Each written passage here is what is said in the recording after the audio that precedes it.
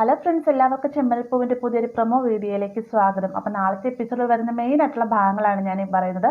നമ്മുടെ രവിയുടെയും ചന്ദ്രയുടെയും 3 മക്കളും മരുമക്കളും തമ്മിൽ ചെറുതായിട്ടാണല്ലോ പിണക്കത്തിലാണല്ലേ. അതുകൊണ്ട് തന്നെ 3 പേർ എന്നിരുന്നാലും 3 പേരുടെ ഇടയ്ക്കുള്ള ആ ബോണ്ടിങ് അതൊന്നുകൂടി ശക്തമാവാനായിട്ട് ഈ ഒരു പിണക്കം കൊണ്ട് സാധിച്ചു.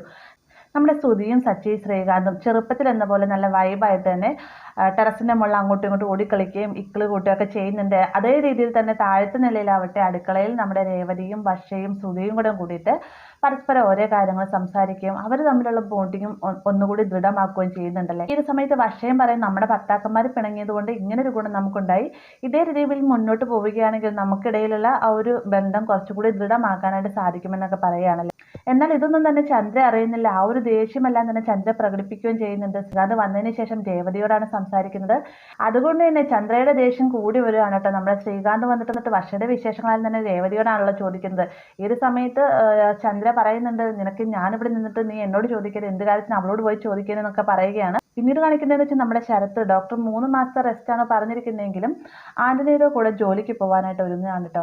ഇത് കാണുന്ന സമയത്ത് രേവതിയും ലക്ഷ്മിയും ദേവുവും എല്ലാം തന്നെ പിടിച്ചു നിർത്താനായിട്ട് ശ്രമിക്കുന്നുണ്ടെങ്കിലും ശരത്ത് തൻ്റെ വാശിയിൽ തന്നെ ഉറച്ചു നിൽക്കുകയാണ്. താൻ ആന്റണിയുടെ കൂടെ ജോലിക്ക് പോകും, ഒരിക്കലും ചേച്ചീനെ പോലത്തെ ഒരു ഗതികെട്ട ഒരു കുടുംബത്തിലേക്കായിട്ട് ദേവുവിനെ കല്യാണം കഴിക്കാൻ തയ്യാറാവുകയില്ല. അവർക്ക് നല്ല സ്വർണവും പണവും ഒക്കെ കൊടുത്ത് കെട്ടിച്ചു വിടുകയാണ്. ഒരിക്കലും അവർക്ക് അമ്മായിമ്മ പോലെ അനുഭവിക്കേണ്ടി വരികയില്ല. അതുകൊണ്ട് തന്നെ ഞാൻ നന്നായി തന്നെ സമ്പാദിക്കും, കൂടുതൽ തന്നെ പഠിക്കുകയും ചെയ്യും എന്നൊക്കെ പറഞ്ഞുകൊണ്ട് 3 പേരെയും ധിക്കരിച്ചിട്ടാണ് ശരത്ത് ജോലിക്ക് പോകുന്നത്. ജോലിക്ക് പോകുന്നത് എന്ന് പറഞ്ഞുകൊണ്ട് പോകുന്ന നേരെ സച്ചിയെ കാണാനാണ് കേട്ടോ. സച്ചിയെ വെല്ലുവിളിക്കാനായിട്ട് പോകുന്നതാണ്. പിന്നീട് കാണാൻ പോകുന്ന ഭാഗം എന്ന് പറഞ്ഞു കഴിഞ്ഞാൽ നമ്മുടെ ശ്രുതിയുടെ ബ്യൂട്ടി പാർലറിലേക്ക് നവീൻ വരികയാണ് കേട്ടോ. എന്നത്തെ പോലെ തന്നെ ആവശ്യമാണ്, നവീന് പണം വേണം. നവീൻ ഒരു 50,000 രൂപയുടെ ആവശ്യം വന്നിരിക്കുകയാണ്. അതിന് വേണ്ടിയിട്ടാണ് കേട്ടോ ശ്രുതിനെ കാണാൻ ചെല്ലുന്നത്. ഈ ഒരു സമയത്ത് മീരയും കൂടെ ഉണ്ടാവും.